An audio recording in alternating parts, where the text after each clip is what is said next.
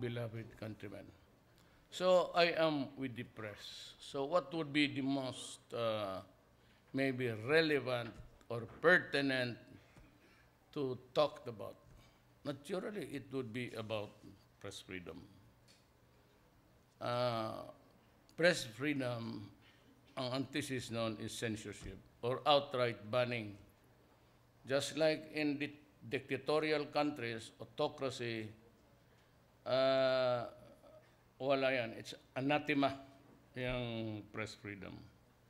In the Philippines, you have a freedom that is, you can print what you want, label anybody what you would like to do, and slander if you want, because nobody would take you to action, because it will just be a waste of time in court.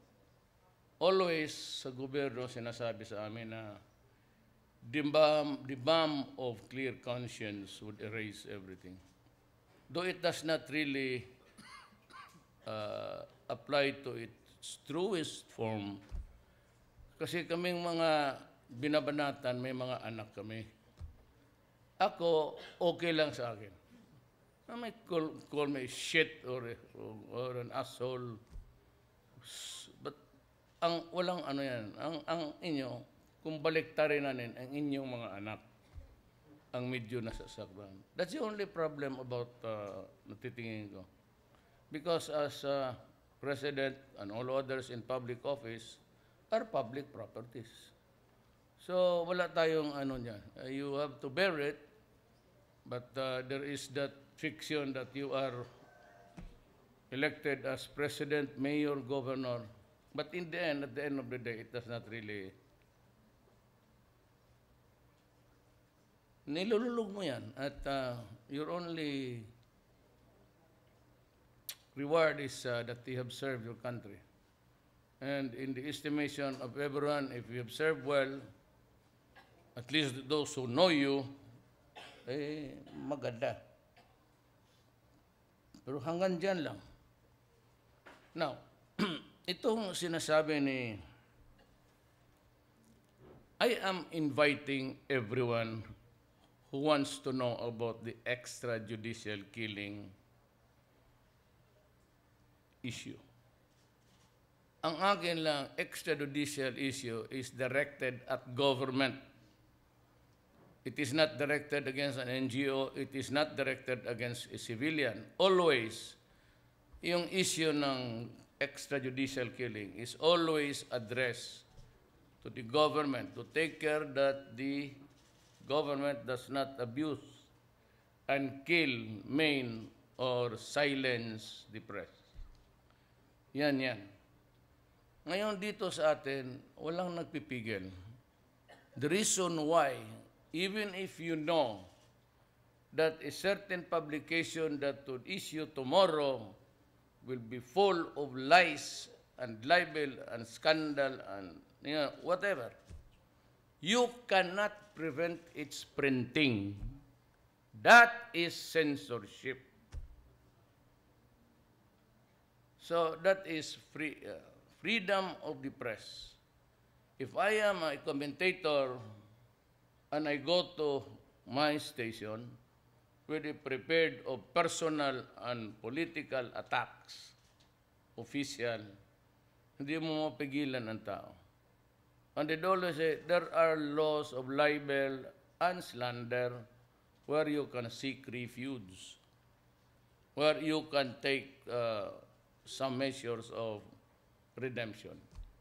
But in truth, wala talaga yan because even to just file a case and to set it for preliminary hearing, and then you go back and forth, and then it goes to the court, and because of the backlogs of thousands of cases, you might be able to have the first hearing this year and the next year, the next hearing. So, what would be the point?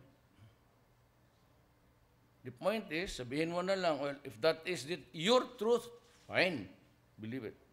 Now, I take issue on the sabi kasi ni Delilah. na censorship yung conditions pinag-i-impose ko. Look at what it is. A rapporteur, EU, NATO, o ano pa dyan, US, UN, they come here. So they go to the human rights. Then they start to read what is there, the dossier and everything. Alam mo, rightly or wrongly, it started with politics. Because I have always been a hardliner when it comes to the penal laws. Alam mo kasi, just like what happened or what is happening, I hope there's a change of heart. Ang tao sa Pilipinas, hindi na talaga naniniwala ng batas. Because the fear is not there. And that is why I said, give me back the death penalty. Sabi naman itong mga bleeding hearts and the priest and all, mayroong death penalty noon, wala man rin. Wala nangyari. As a matter of fact, we never executed except Icharagay. And that's about it. Kasi wala. Then I can simply say, hindi tumalab yung death penalty noon kasi hindi inimpose.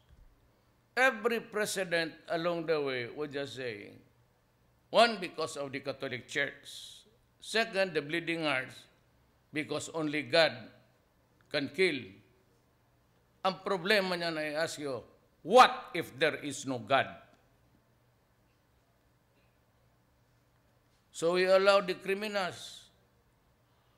And yet because there is a God, in all karamihan sa atin dito, ngayon kung walang Diyos, and we are here in this earth, in this planet, supposedly made by God. So where is thou God? When a 1-year-old, 18-month-old baby taken from the mother's arms, brought under Egypt and raped and killed. So where is God? And in Syria, women and children and women who do not have want to sex with the ISIS, they are burned. So where is God? My God, where are you? I believe in God, but that is my perpetual question to Him. Where were you when we needed you? It is not enough to say at the end of the day, at the end of the world, He shall come to judge the living and the dead. What will be the purpose of all of that? If the heartache, sorrows, and agony have already been inflicted upon the human beings in this world. Yan ang mahirap. Pinaghalo mo yung morality ng, all tapos, kagaya ba ng loto? Itong loto, hidalo nila sa wedding. So, 20% of that day's income, ilaglag nila, yun lang ang kita ng gobyerno. The other is, ganoon rin dito. Ipinaghalo natin yung morality. And do you know that not all people believe in God? The agnostics, the atheists. It's not easy to say, well, he's only 1 or 2 or 3. Mind you, at this age now, maraming questioning about it. For the simple reason, we are taught. Ako, puro pare ang kaharap ko eh. Pare, all the way, grade 1 to hanggang dyan sa Mindula. Pero always taught na ganon ang buhay. That everything begins and ends with God. So therefore, God knew at that time when He created this planet that these things will happen. So my God, why did you do it?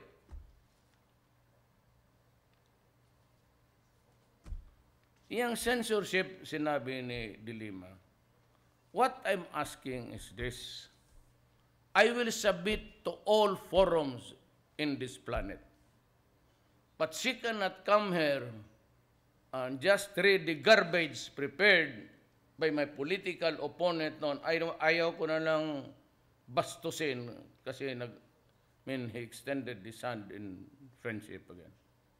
Ako naman, pag naglamano na, kung lalaki ka, okay na. It's either you just kill him right away or you forgive him. If you do not have the balls to kill him in front of everybody, you shake hand with him. Ngayon, kanya lahat yun. Lahat ng, of course, there were extrajudicial killing. But extra in the sense that it was perpetrated by government under official sanctions now. When you are fed with these lies, ang sabi niya na he was there when he was a CAFGO, he was a CHDF. My God, CHDF was abolished when Cory Aquino won because they were supplanted with yung Civilian Home Defense Force, CHDF. They were supplanted with CAFGO. So yung sinasabi ni witness ni De Lima, I was a fiscal at that time and a vice mayor. Ang sabi ko, masasaktan lang ang anak mo. Kahit sabihin niya si Paulo, yung vice mayor ngayon, na abusado, that he was the guard of Paulo from grade 1 to, and he was fourth year sa Ateneo. Paulo never studied in Ateneo because the Philippine Women's is just about 1 block away, 2 blocks away from Arao. Walang sa mga anak ko, lahat yan sila nung San Beda lahat yan, including the youngest. Inday, walang nag-security kasi Inday ayaw yan. Ayaw yan sinusundan. Ewan ko ba hanggang ngayon.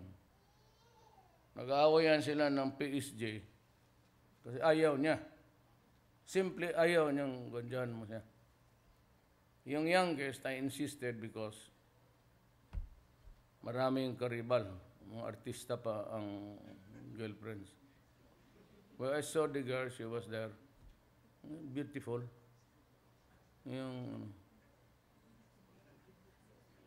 So I'd like to correct base abot ito. My son has 2 children of different mothers. If you ask me, sa nanay ako lawyer. Sa mga nanay ako kasi if just a matter of beauty, it is beholder. What is beauty? Beauty is like Doris Begonia. She's not really, we're talking about cosmetics. But beauty deep in the heart, it comes. Yan ang beauty. That's the beauty of a person is when you deal with your fellow men fairly, squarely, and give everyone his due. Ngayon, ito si De Lima wants me investigated. She's diverting the issue.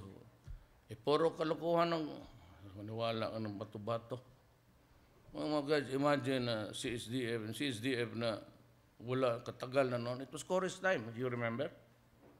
With the new constitution, it was ratified after 1 year. Maybe you've forgotten it. May 5 komisyon.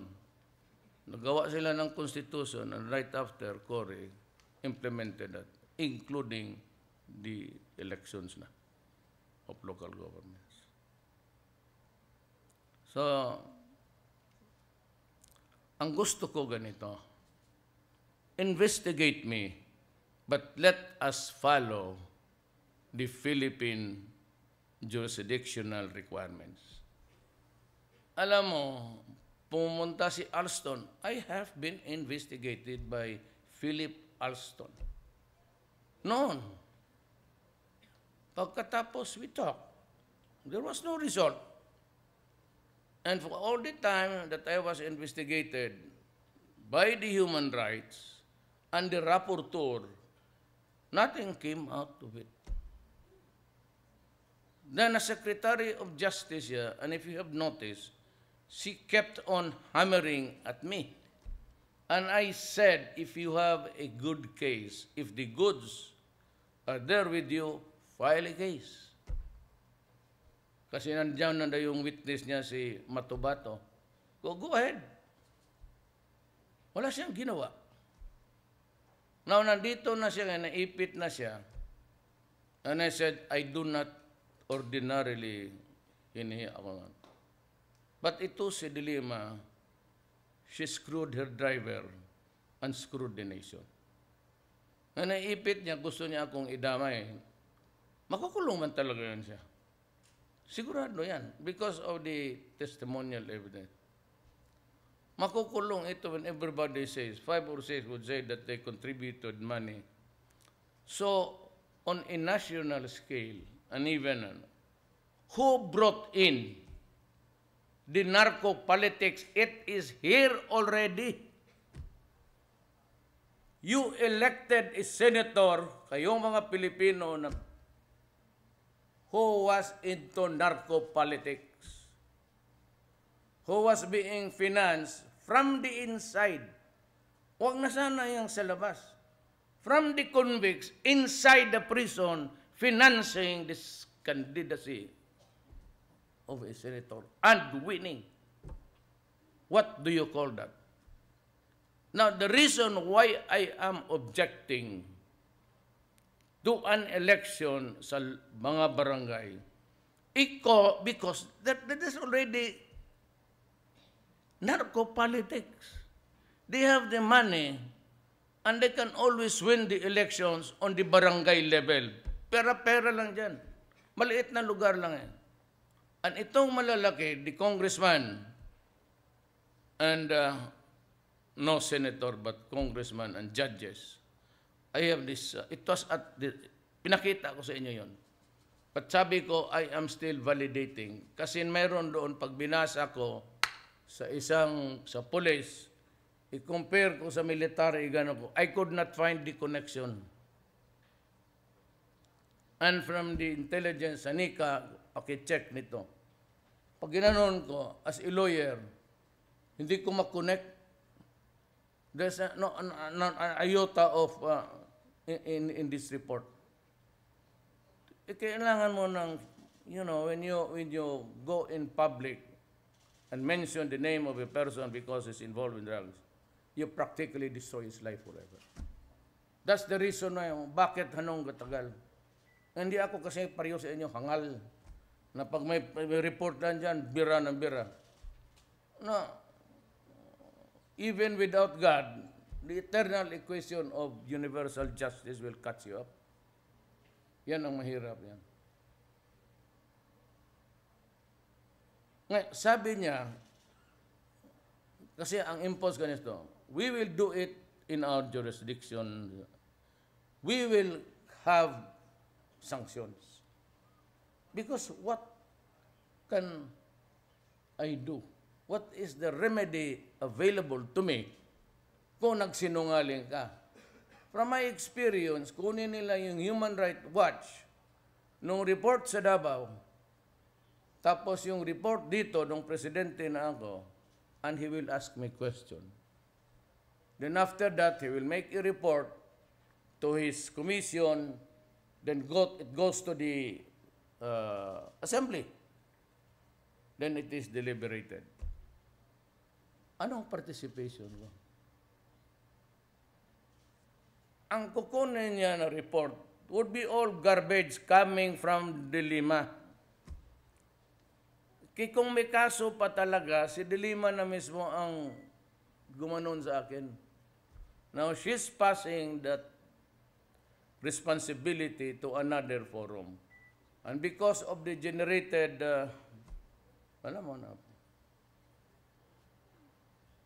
the prostitution of journalism, may contact sila, may contact doon, itong milyonarya na babae na because she is offended by what, I mean, I am not the mayor who will please a world body? What would be by remedy kung ihat ng garbage na yun ang dali ng reporter doon? I cannot ask question. Kaya ang proposal ko, let us have an open investigation. Diyan, kayong lahat, sumali na kayo. That will be the time that maybe you can ask question. And I will answer. Then, isahin ko kayo, paupuin dyan, tatanungin ko sa iyo. What was your source? Why do you say extrajudicial killing? Was he connected with government? Was there any order? Have you heard it? When was the killing? Where was it done? And you say 1,000 killing? Tell me, who was the fifth victim? What was his name? Basta si Dilima.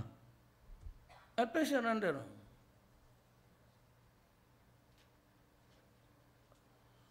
Madali lang man yan.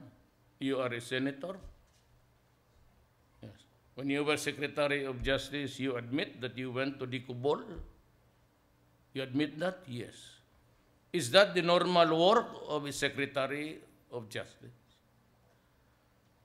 Why would you have an asset such as J.B. Sebastian? Do you not trust the NBI, the military men, to have your own asset? What was that asset? Was it a sexual asset or a source of information? And why you have to do it at 4 hours? In the meeting after, yan ang tanong ko. You studied for 4 hours, what did you do? Discuss the drug situation. And after discussing the whole of 4 hours, the whole of 4 hours, you were discussing only the drug situation inside the penitentiary.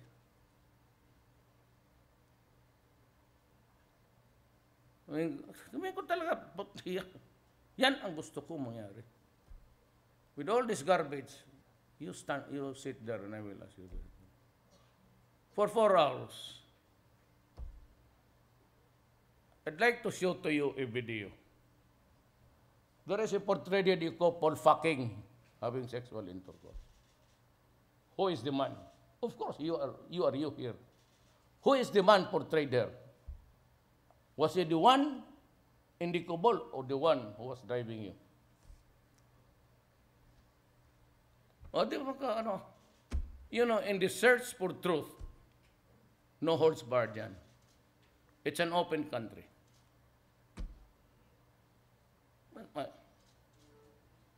Have you heard this guy, this police, when he shot, bang, bang, utos ni Duterte yan. Ito ang critical ngayon, as that in Davao. You know, kanina pa ko nakatingin siya, just relax there and take it easy. Find is it? It's okay. Yeah, hindi ako federal. Politiko lang ang umupo. General. Ganyan yan. I remember when I was yung Rahas Suliman, called the Port of Davao. Ang commander, captain of the ship was Willie Wong, Navy. Navy mo siguro ito siya. Tapos yung nandiyan na, umakyat na bisita. I was ushered to the lounge dyan sa labas.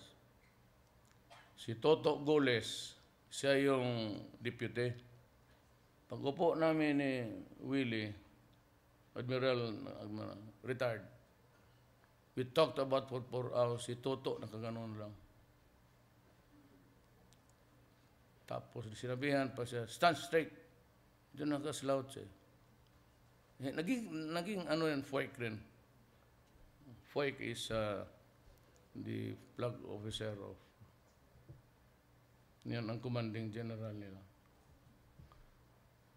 Yun ang, hindi ko kasi pwede na sabihin, I will just allow garbage to be received, then brought to the UN, tapos atakihin ako ng ganon. Makabastusan talaga tayo. Sinabi ko. Kasi garbage yun eh. I could not even check kung sino yung... When I was governor, wala kaming security. When I was mayor. Why? Because when my father was governor, he never allowed it for us.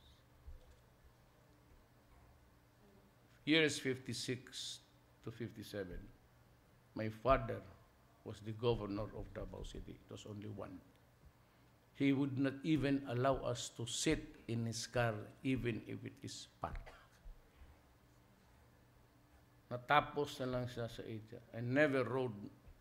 We were never allowed to ride in a government property. Yan ang tinatawag delikadesa. Wala akong inassign. Except for if yung bombing noon sa airport. Kasi nga may nangamatay, tapos, retaliation. That's the one that happened in Davao. I knew that it was going to explode. But I have to do my job. The Abu Sayyaf were decapitating people like they were just fowls and pigs and goats. And there will be no talks. Tama ang armed forces rejecting a amnesty for. I will never. There will never be an amnesty for so much. Yan ang So everybody who will testify, they can call the rapporteur, can call anybody from the defense secretary down to lahat, pati yung PNP. Walang gagong magpatay, binabalot pa. My government is not into business of making mummies. Nang balutin mo ng plastic parang mummy, why do you have to do that? If you really want to kill the idiot, you just simply kill him with one bullet in the head. Yun yung mga torture. They forgot itong kayong mga, is there any United Nations dito sa international press? Nakalimutan ninyo na there was an organization, a criminal syndicate, marami kanya-kanya, before I came in.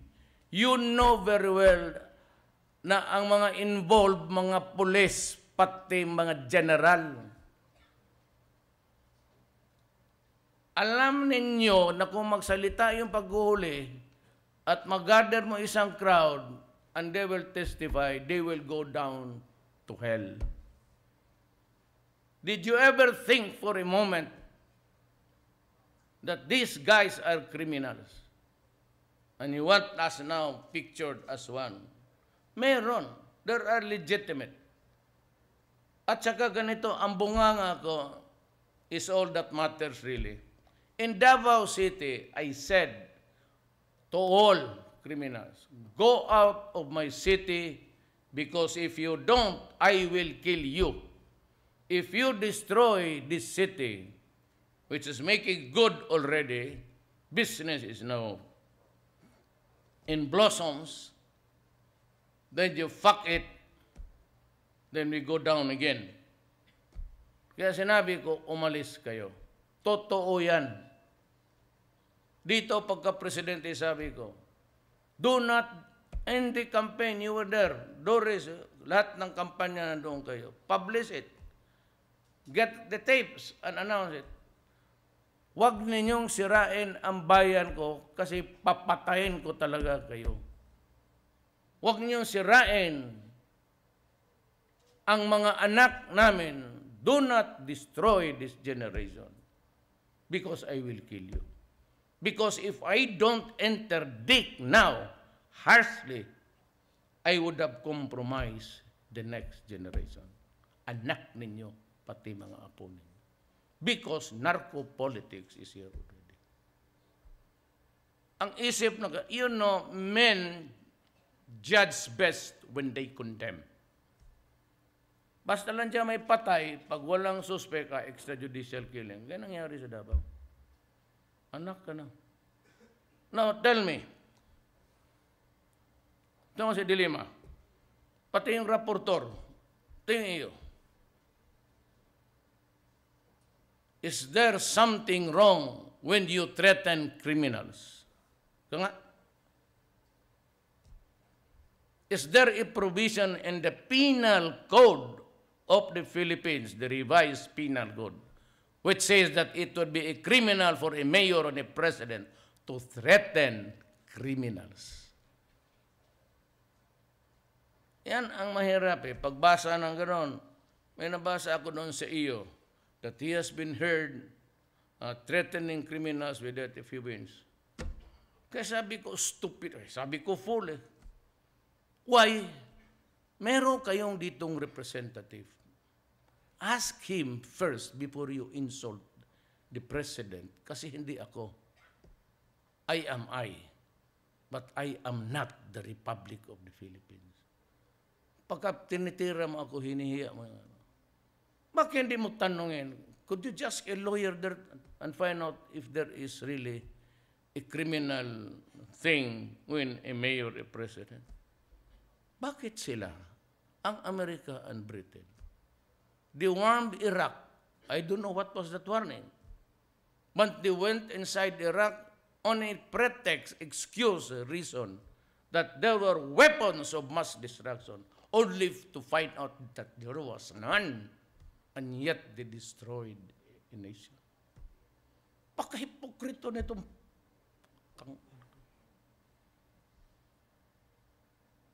itong iyo. At first, you had the pretension of the sentiments of a civilized society, civilization. Binuksan ninyo yung boundary.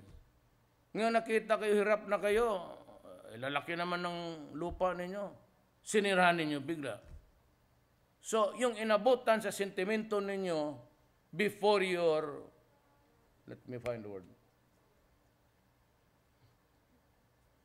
before your nightmare, pasok kayo ng pasok and egging everybody, criticizing every nation there that refused to allow the entry. Nung napuno na sila, anak ng sinirahan ngayon, sirado na, and some of them are drowning now, and some of them are out, and winter is coming, and they will suffer. So was the human rights. Australia, Mahayong Rohingya, the stateless person, or tribe in Myanmar, Burma. So, they traveled to Indonesia. Anong ginawa? Nakuha ng barko, tinulak ulit doon sa dam. God, here I am killing the criminals, assuming it to be true. You guys, what the hell happened to your values in life? Puro man kayo Kristiyanos dyan.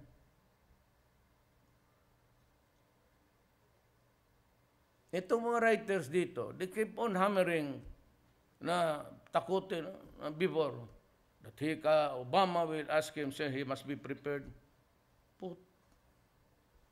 Ako? Bakit ako mag-prepare? Who are you? In the context of things, who are you? Why are you asking me? What about you killing the black people every day, pinabaril ng... Don't be such a hypocrite. Bakit ako? Bakit hanggang ngayon? Kayong tumagal sa Amerika, huwag tayo magbulan. What is the treatment there of foreigners? Or if you are not white? Sige daw. Kayong nag-aral sa Amerika, galing sa Amerika. Tell me straight, walang bulan. How are you treated there in America if you are not white? So, sabi ko nga, people judge best, especially when they condemn. Ganon ang Amerika. Sige siya turo sa akin, Tsakan Duterte ka, pati siya, hindi niya ang kinakain niya. Tapos matakot lang ako, sabi na, why? Tangina talaga ng Pilipino. Pasaya mo yung mga kolumnista. They are more concerned of the feelings of Ubana than of me. Sa bagay, hindi man kayo bumoto sa akin, hindi okay lang.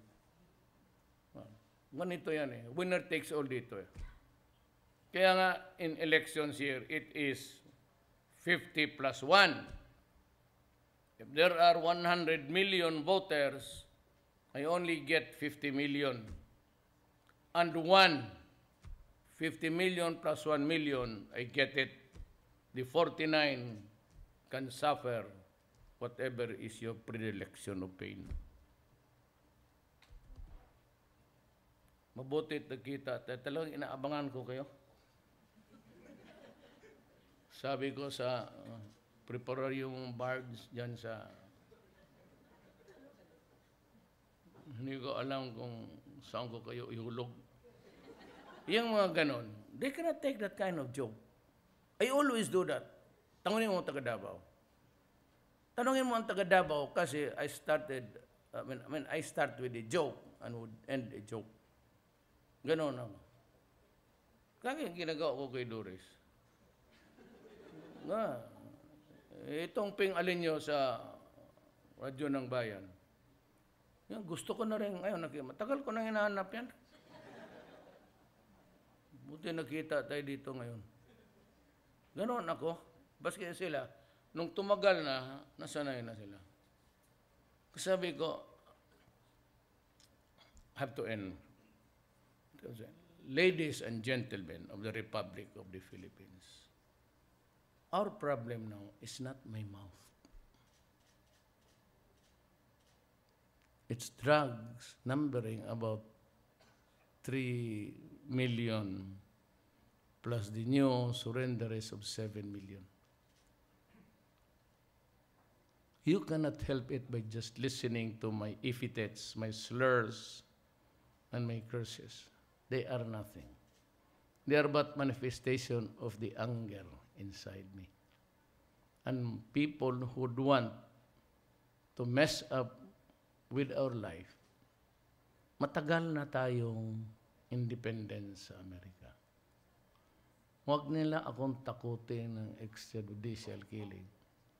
Or else, I will also demand that the United States of America and EU be investigated alongside with me. Because they have committed far more injustice and have done horrific things. Ano ba naman? Criminals? They are attributing it to us. And even if there was already killings, look at your statistics. Look at the statistics before I assume office. Tingnan ninyo mabuti.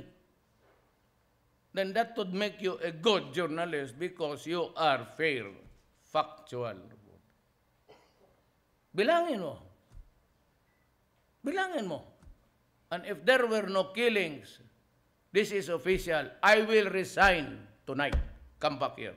I'll give you my resignation. Hindi ako hangal itong presidente.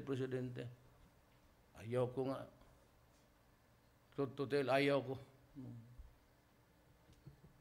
Hindi ako, sabi ko, I'm staking my life, my honor, and the presidency. Yan. To all of you, EU, Obama, United States.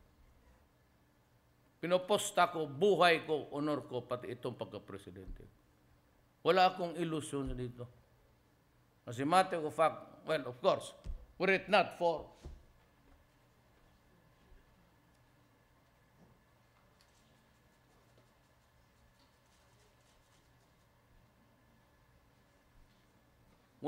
my love of country. Alam mo bakit? Deep down, I knew na ako lang makasulbat nito. crime and criminality. So, I mean, 10 years fiscal, 9 years as a trial fiscal. Hindi ako nagyayabang, but if you really want a trial, if you want a show, a razzle-dazzle, then let us go to court. Let me ask you the question. Simple lang yan.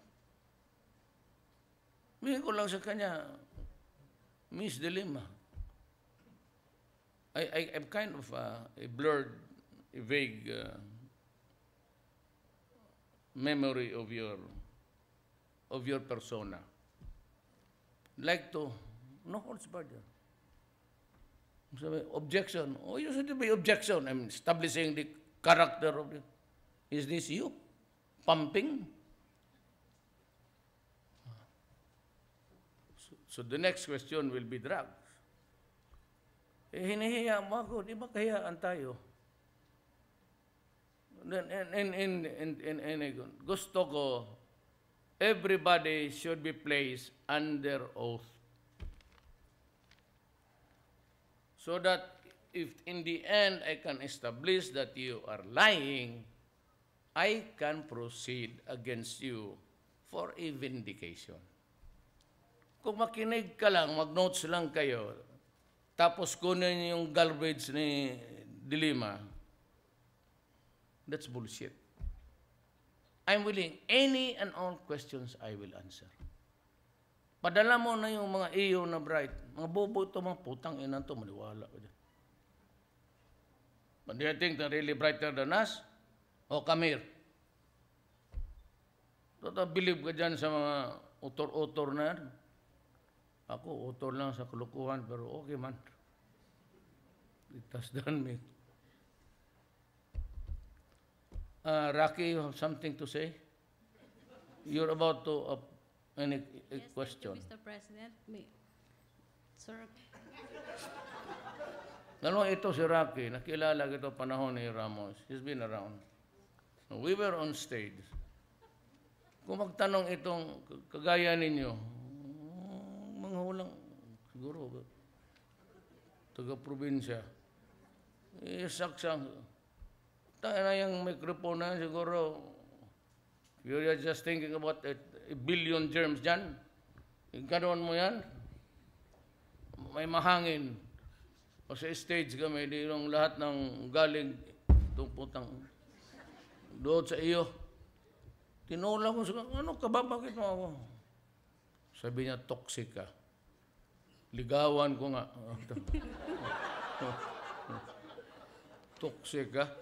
Toxic ka? Ligawan ko. Ikaw na magsabi sa kanila kung ano nangyari.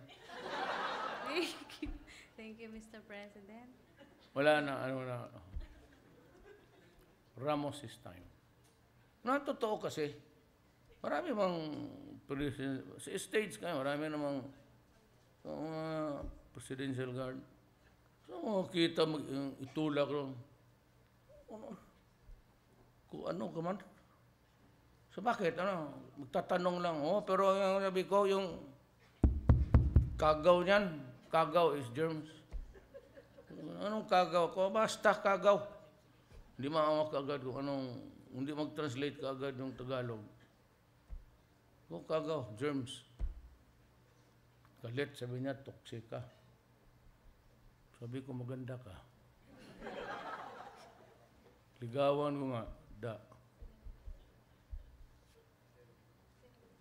Di, sabihin mo sa publiko, totoo man, wala naman sa asawa niya, no?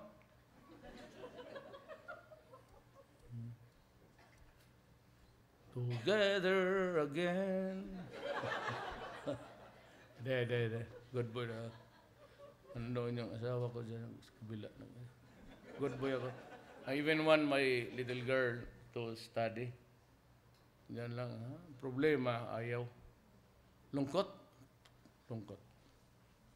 So, even anybody, ito last, what, 3 minutes.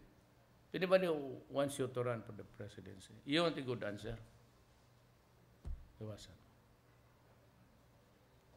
Personally, as a person, spiritually, yes, because you do something for country. But if you want a life, mayor ang maganda. Saan si mayor? Manila. Dito sa Manila. Nandito ba si mayor? Wala. Lumipad na doon sa Davao. Dito. After this, I have to meet President Estrada. Then I have to meet the Tiamson and the communists. They're having dinner tonight here. Pinagbibigyan ko. Okay na ba yung lason natin dyan?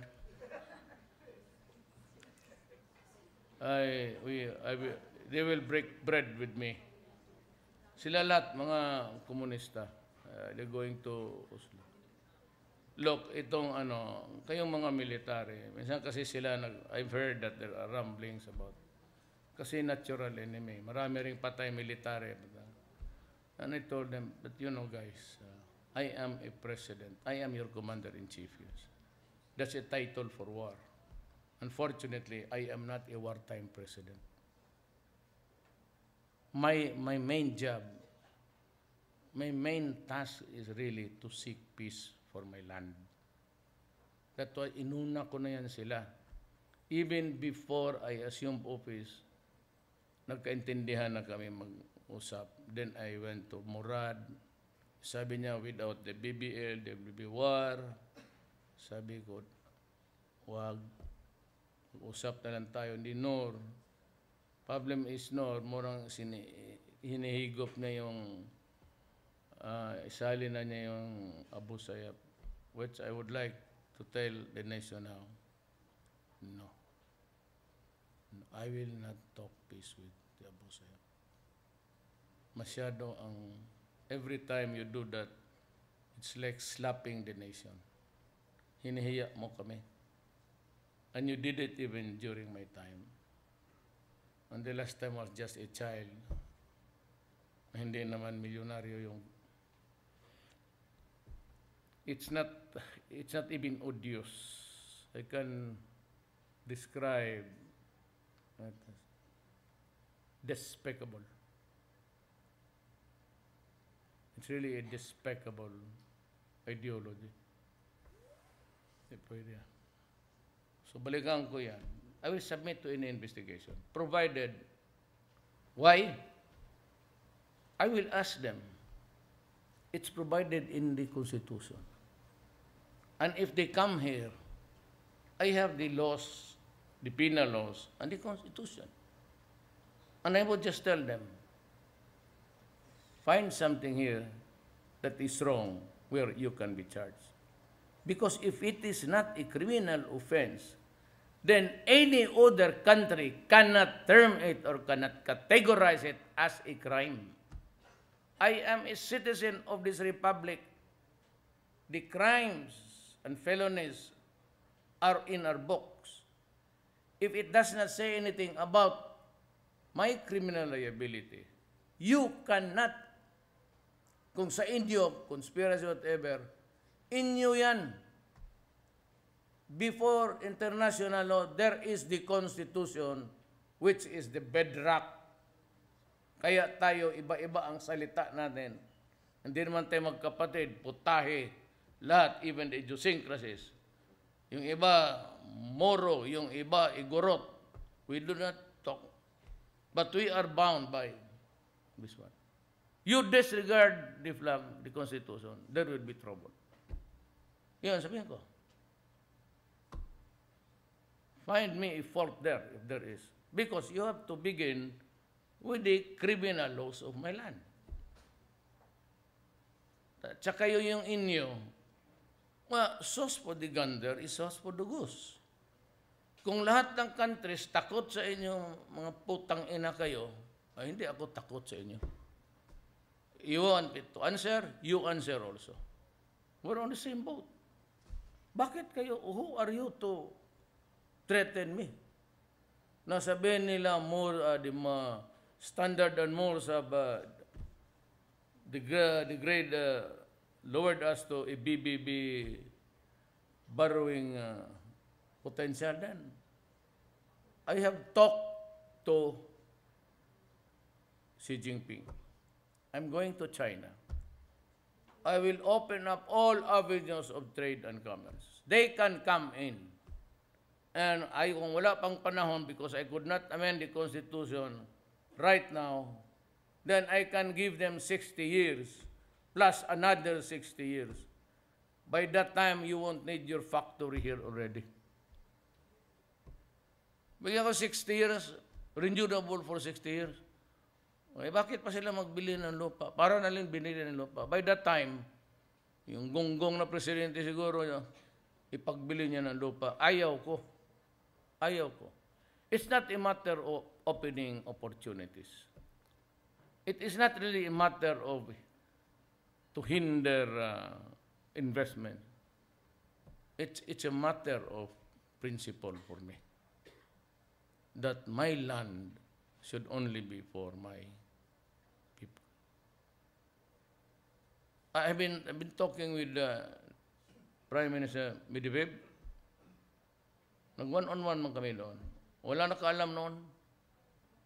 And I said, nag-one-on-one. Matagal kami. Sabi ko na, I think I'm about to cross the Rubicon between me and the United States.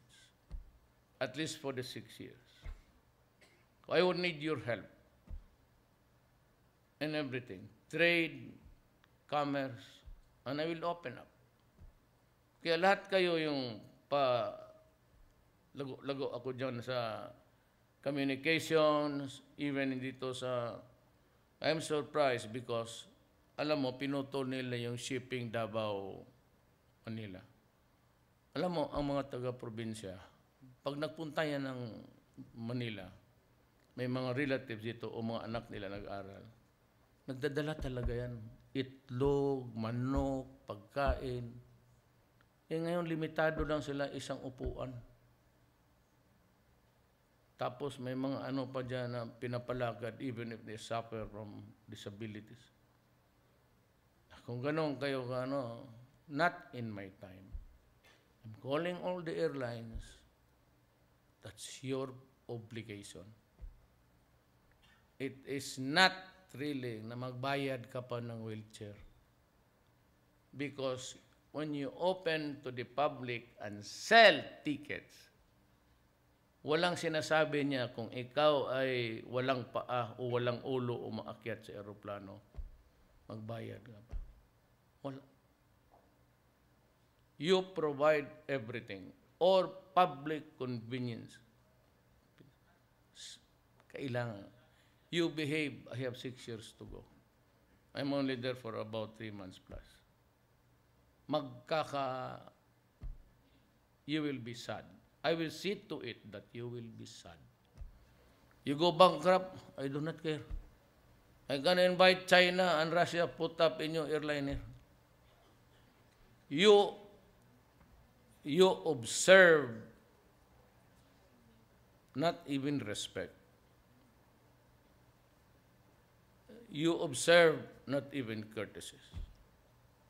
Lahat kayong malalaking negosyo, especially serving the public, observe humanity. Maraming salamat po. Thank you, Mr. President. May we